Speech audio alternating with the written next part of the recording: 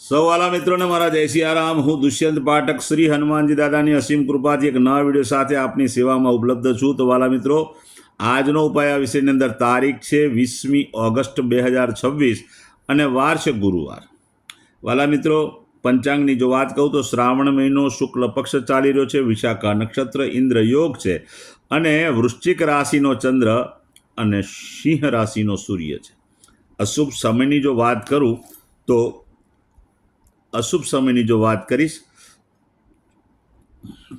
તો સવારે 6:06 થી 7:42 સુધી યમઘંટ છે અને બપોરે 2:06 થી 3:42 સુધી રાહુકાળ છે. આ બંને અશુભ સમય કહેવાય. અશુભ સમયની અંદર કોઈ પણ પ્રકારનું શુભ કાર્ય અને શુભ યાત્રા ન થાય. શુભ કાર્ય શુભ યાત્રા કરવા માટે કોઈ સારું ચોગડિયું, કોઈ સારું મુહૂર્ત લેવું જોઈએ, જેમાં ઉત્તમ અભિજીત મુહૂર્તનો સમય બપોરે 12:05 થી 12:57 સુધી છે.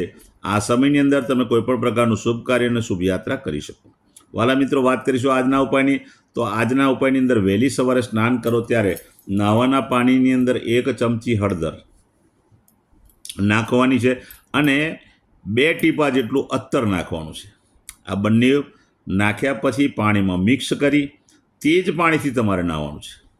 સ્નાન થઈ ગયા પછી કપડાં પહેરી લેજો. કપડાં પહેર્યા પછી કપાળની અંદર હળદરનું તિલક અને નાભીની અંદર હળદરનું તિલક કરવાનું છે.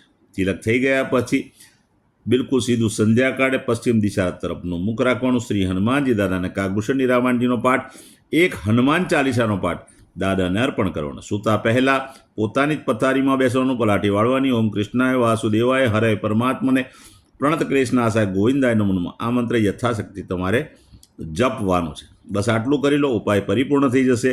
જે મારા વાલા મિત્રનો જન્મદિવસ 20મી ઓગસ્ટ 2026 ગુરુવારના દિવસે આવ્યો છે, તેવા બધા જ વાલા મિત્રો સૌપ્રથમ તો એમના જન્મદિવસની શુભકામના. શ્રી હનુમાનજી દાદા તમારી મનોકામના પૂર્ણ કરે, બલબુદ્ધિ વિદ્યા આપે, તમારું અને તમારા પરિવારનું રક્ષણ કરે. ઉપાયના ભાગરૂપે મેં કહ્યું તે પ્રમાણે સ્નાન, મેં કહ્યું તે પ્રમાણે હળદરનું તિલક કરવાનું. ત્યાર પછી ગૌશાળાએ જવાનું, ગાયોની સેવા કરવાની, ગાયોની પરિક્રમા કરવાની, ગાયોને લીલું ઘાસનું દાન આપવાનું અને ત્યાર પછી તમારે ત્યાં જે ભોજન બન્યું હોય તે ભોજન પણ ગાયોને અર્પણ કરવાનું. બસ આટલું જ કરી લો.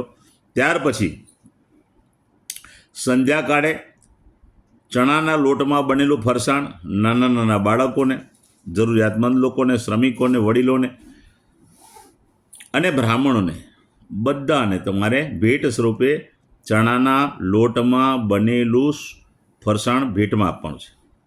વાલા મિત્રો, જેમની મેરેજ એનિવર્સરી 20 ઓગસ્ટ 2026 ગુરુવારના દિવસે બધા જ વાલા મિત્રોએ સવારે સ્નાન કરી પતિ પત્નીએ પોતાના વડીલોના ચરણ સ્પર્શ કરવાના છે અને આશીર્વાદ મેળવવાના.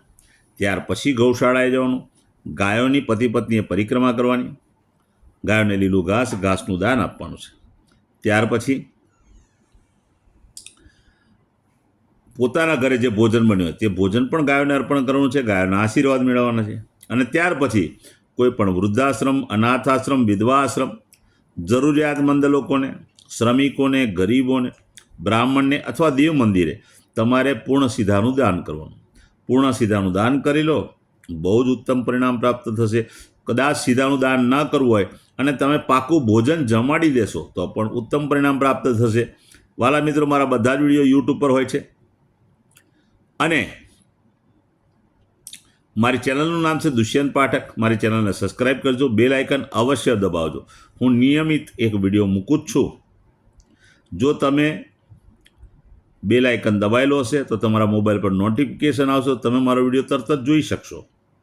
વાલા મિત્રો, એવી જ રીતે મારું ફેસબુક, મારું ઇન્સ્ટાગ્રામનું પેજ, એનું નામ પણ દુષ્યંત પાઠક છે. મારા પેજને ફોલો કરજો, લાઇક કરજો અને મારા બધા જ વિડીયોને તમે તમારા સોશિયલ મીડિયાના એકાઉન્ટ ઉપર શેર કરજો. કોઈ જરૂરિયાતમંદ વ્યક્તિ જે સંઘર્ષમાં ફસાયેલો હોય એવા વ્યક્તિ સુધી આ વિડીયો પહોંચે, બસ મારી એટલી જ લાગણી છે. તો વાલા મિત્રો, પ્રાર્થના કરું છું, નિયમિત એક પ્રમાણિકતાથી વાત હંમેશા કરું છું કે મારો વિડીયો એકવાર જોવાથી કે એકવાર ઉપાય કરવાથી 24 કે 48 કલાકમાં તાત્કાલિક પરિણામ નહીં મળે. નિયમિત મારો વિડીયો જોશો અને નિયમિત ઉપાય કરશો તો હું ચોક્કસ વિશ્વાસ સાથે કહું છું તમારા જીવનમાંથી સંઘર્ષ, દુઃખ, પીડા, ચિંતા, ટેન્શન બધું દૂર થશે. નવા વિડીયોમાં ફરી મળીશું. આપ સૌને મારા સીતારામ.